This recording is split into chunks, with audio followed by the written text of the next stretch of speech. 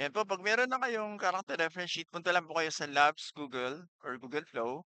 Yan po yung URL and then click, new project. Dito na po natin gagawin yung ating, 10-second, reel.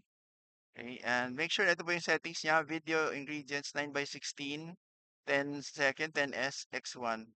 And then, upload niyo po yung inyong character reference sheet na ginawa niyo kanina sa ChatGPT. And then siyempre kailangan niyo ng prompt, okay? Yung prompt po ay, mayroong parte diyan na sinulat ng bata yung kanyang, natutunan. Ano yung natutunan, ito po yun, ah, yan, ito. Anong natutunan ko? Ang natutunan ko ay blank, Filipino value or lesson.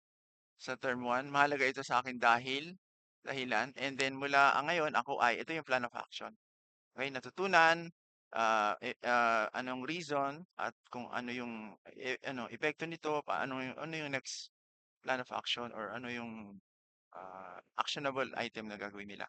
Okay, so yan po yung halimbawa, ang natutunan ko ay positibong pananaw, mahalaga ito sa akin dahil gusto kong alagaan ang aking sarili.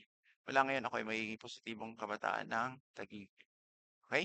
So, kung ang kapwa naman, ang natutunan ko ay ukol sa kapwa, mahalaga ito sa akin dahil gusto kong makisama sa aking kapwa. Mula ngayon, ako ay magiging positibong kapwa na sa aming lugar.